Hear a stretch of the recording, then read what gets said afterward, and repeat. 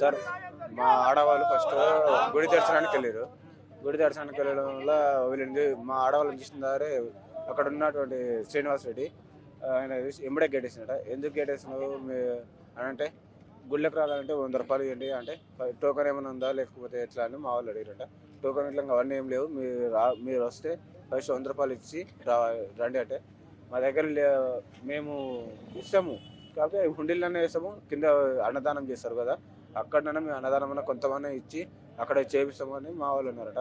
అవన్నీ కాదు, మీ ఇస్తే ఇవ్వండి లేకపోతే ఏం మాట్లాడుతున్నానంట, ఏం మాట్లాడుతున్నాను ఎందుకని ఇట్లా గలీజ్గా ఇట్లా వార్తలు తిట్టి చేతులు వేసి దొబ్బి అట్లా చేస్తే మా వాళ్ళు ఏడ్చుకుంటా కింద వచ్చి ఉన్నారు.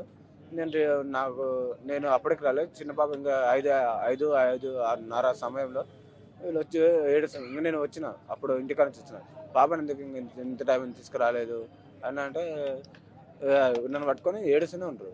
ఏడుస్తుంటే ఏం జరిగిందంటే ఇట్లా లైన్ చెప్తే నేను పోయి అడగనికి పోతే రిటర్న్ అడగనికి వస్తున్నా అంత పొంది నన్ను అడగంత ఉందా నీకు అని ఒక నలుగురు ఫస్ట్ బయట కొట్టారు.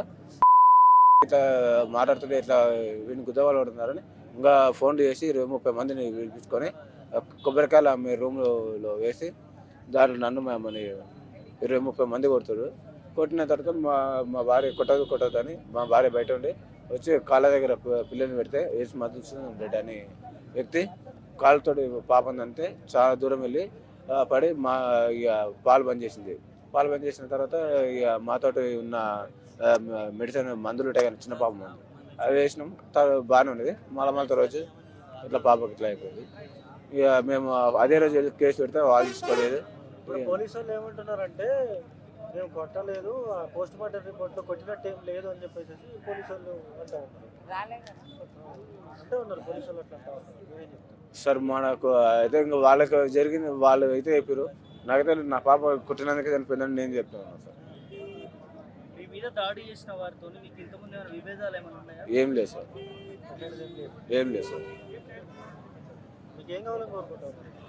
సార్ మాకు న్యాయం కావాలి. మా పాపకు జరిగినటువంటి ఏ పాపకు జరగదు. అందరికి ఇంకోటి కులాసులు అంటారు.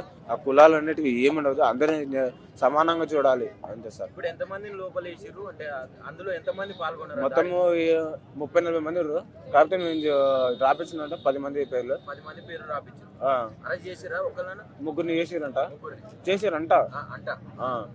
కానీ అది మాకు తెలియదు.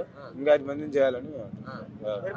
వాళ్ళని ఎందుకు చేస్తలేరంట? ఏమన్నా చెప్పారా మీకు? ఏమన్నా వాళ్ళు ఎక్కడెక్కడో వెళ్ళిపోయారు, దోలాడుతున్నాం అని చెప్తారు అంతే. పోలీస్ స్టేషన్కి వెళ్ళినప్పుడు అసలు ఏం జరిగింది?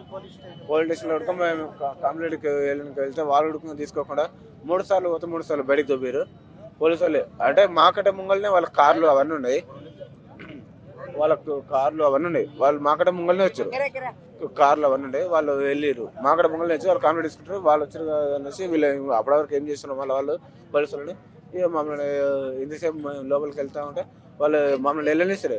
జెర్సేబాబు 3 సార్లు. అయితే మళ్ళీ ఒకసారి 4వ సారి వెళ్తుంటే ఫస్ట్ మీరు గవర్నమెంట్ హాస్పిటల్కి వెళ్ళి రాపించుకొని మీకు ట్రీట్మెంట్ జరిగినట్టు చిట్టీలు తీసుకొని వస్తే ఇక్కడ మీకు కేసు రాసుకుంటున్నారు. మేము ఆ నుంచి పిఎస్కా నుంచి ఇక్కడ నడుచుకుంటూ వెళ్ళి అక్కడ చూపించుకొని మళ్ళీ నడుచుకుంటూ వచ్చి మళ్ళీ వాళ్ళకి ఆ చిట్టీలు ఇస్తే అప్పుడు మళ్ళీ మేము వెళ్ళిన వాళ్ళకు ఏఎస్ఐ తప్ప ఎవరు లేరు అక్కడ. అక్కడ సార్ మేము కంప్లైంట్ చేయడానికి వచ్చాం, కొంచెం రాసుకోండి సార్ అంటే ఏందమ్మా మీది అని చెప్పి ఒక పెన్ను పేపర్, వైట్ పేపర్ అక్కడ ముంగట బెంచ్ మీద వేసిండు. ఇట్లా ముఖం ముంగట వేసినట్టు వేస్తే అది నేను తీసుకొని నేనే రాసిన సార్. అది ఎట్లా రాసిన ఇప్పటికీ నాకు నొప్పులు ఎట్టెట్టు ఉన్నాయో, నాకు మా అమ్మకి ఎట్లా నొప్పులు ఉన్నాయో అది మాత్రమే నేను రాసిన. చిట్టినట్టు అదే రాసిన. పాపకు తన్నింది అది నేను రాయలేదు సార్. నాకు ఆ పాప చెప్పుకోలేదు, 2 నెలల పాప, ఆమెకు నోరు లేదు, ఏం చెప్తాను సార్. అందుకని నాకు నోరుంది, నాకు ఎటువంటి నొప్పులు ఉండే నేను చెప్పుకున్నా, నేను రాసుకున్నా సార్. అయితే తర్వాత రోజుకి ఇక ట్రీట్మెంట్ తీసుకున్నాక మళ్ళీ మాకు ఇక్కడ ఎవరు లేరు, ప్లస్ ఊర్లోకి వెళ్తే నరకేసాం చంపేస్తాం అని చెప్తారు. ఇక్కడ బస్ స్టాండ్ అనుకున్నాం. మళ్ళీ రోజు మేము కేసు టైపింగ్ చేయించుకొని అది తీసుకొని పోతే అది పట్టించుకోలేదు. ఇక దాని తర్వాత చనిపోయిన తర్వాత అక్కడ పాప ధర్నా వేసేసి విషాద సార్ వచ్చిండు ఫస్ట్. ఆ సార్ వచ్చాక ఇవన్నీ జరిగినాయి సార్. ఇక